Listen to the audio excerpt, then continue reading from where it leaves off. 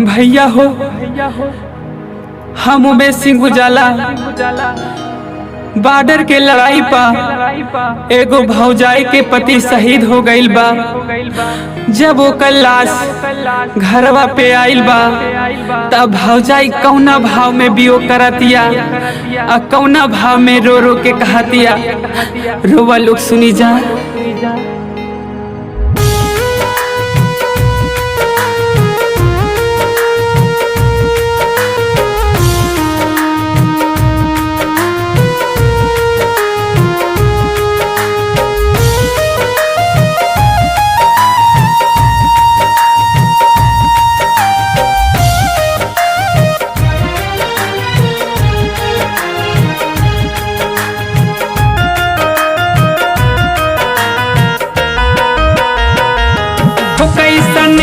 भीड़ लगल है इतना बोलाए बलम जी, कैसने भीड़ लगल है इतना बोलाए बलम जी। काहे तिरंगा में लिपटल अइला घरवाए बलम जी, हो काहे तिरंगा में लिपटल अइला घरवाए बलम जी। कैसने भीड़ लगल है इतना बोलाए बलम जी, कैसने भीड़ लगल है इतना बोलाए बलम जी, हो काहे तिरंगा में लिपटल अइला घरवाए बलम जी। काहे तिरंगा में लिपटल अइला घरवाए बलम जी।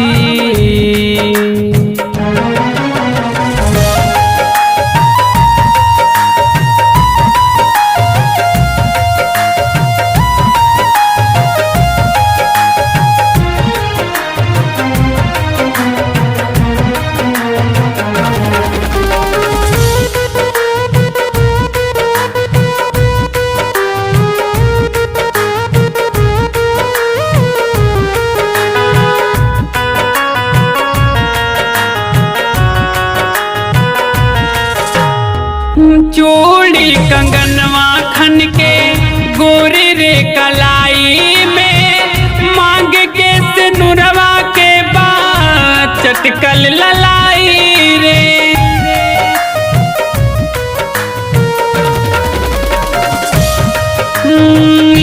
चूड़ी कंगनवा खन के गोरे रे कलाई में मांग के सिनुरवा के चटकल ललाई रे। हे उठा नजर भर निहारा हमर,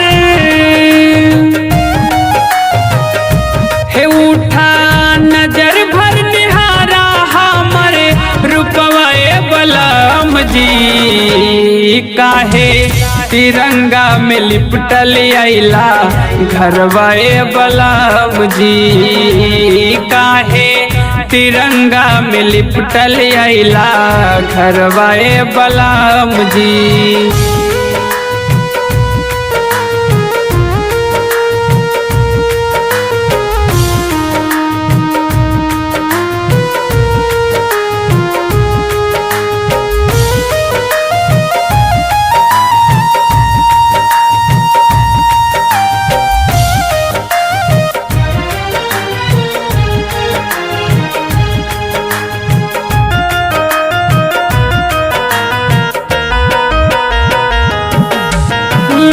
कोठवा अटारी सुन सुन बनगरिया, गली गली अरवा सुन सुन बस जरिया।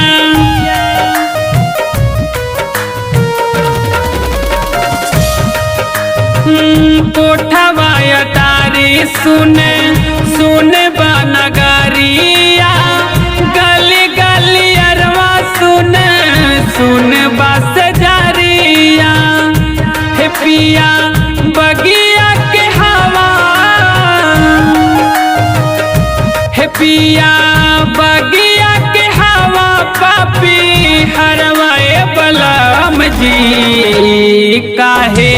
तिरंगा में लिपटल अइला घरवा ए बलम जी। ओह काहे तिरंगा में लिपटल अइला घरवा ए बलम जी।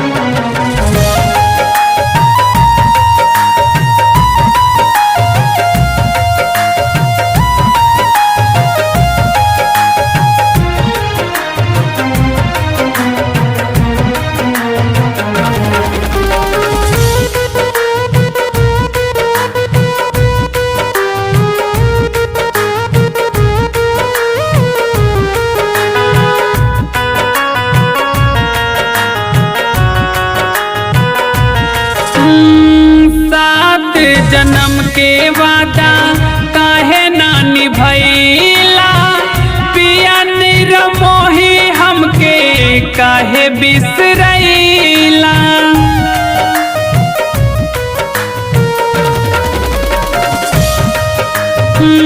सात जन्म के वादा काहे ना निभैला, पिया निरमोही काहे हमें बिसरैला। कैसे पार होए जिंदगी, कैसे पार होए जिंदगी के भामरवा ए बलम जी। काहे तिरंगा में लिपटल अइला घरवा ए बलम जी। काहे तिरंगा में लिपटल अइला घरवा ए बलम जी।